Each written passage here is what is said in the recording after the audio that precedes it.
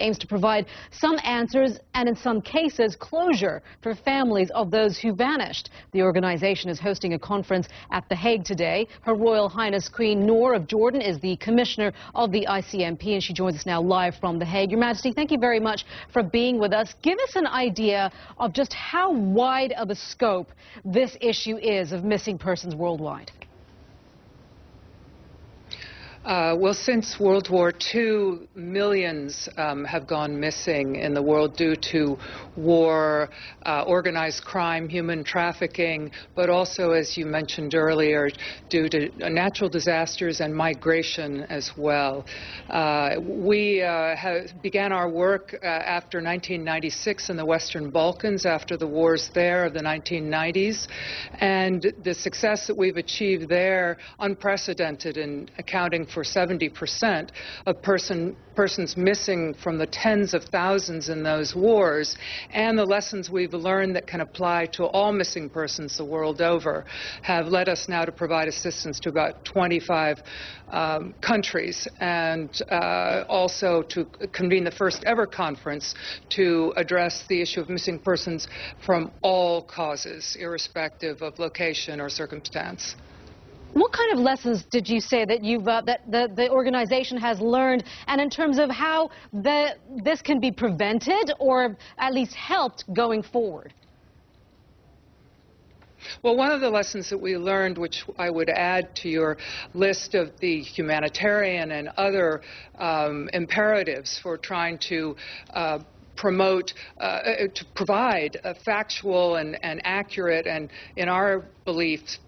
scientifically based understanding of what has happened, is also that we've discovered in the Western Balkans and elsewhere, missing persons issues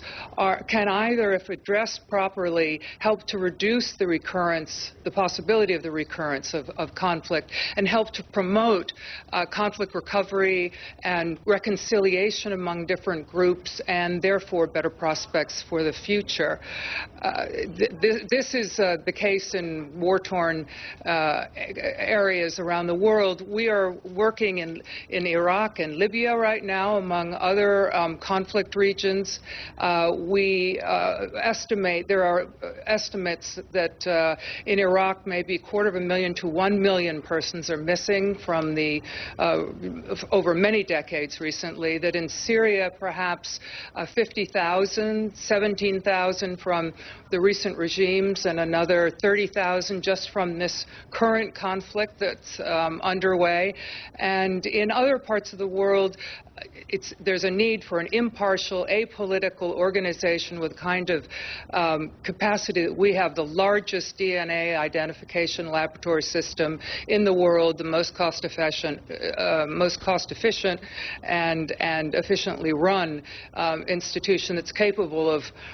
IDing up to 10,000 missing persons cases in a year. That is why this conference is being held, bringing together experts and representatives of countries that have suffered the crime of missing persons, and recognize that it's absolutely imperative to try to resolve the uncertainty on the basis of the best forensic science, and at the same time to be developing rule of law institutions that can ensure that conflict recovery and peace processes are considered credible, balanced, fair, and will then most likely lead to success. The reality is, and perhaps the difficulty is for organizations such as yours, as much of it as there are the statistics that you've talked about, the reality is these are real people that we're talking about, families who've lost loved ones, people who've just gone and disappeared. How then, what are the challenges, I should say, is it for you to put a human face to an already very tragic human story? Well, I'm glad you raised that, because in fact one of the key elements in our approach, which is, as I said, based on forensic science, rule of law, development of institutions, legislation, etc., is we work with the families, and the families have been very much engaged and are very much to be credited for so much of the success we've had in the Western Balkans. We wouldn't have been able to account for 70% of those people, 90% of the missing from the massacre of Srebrenica, one of the atrocities since World War II, without the active engagement of the families. And they provide genetic material. We're talking right now actually with Syrian transitional justice NGOs about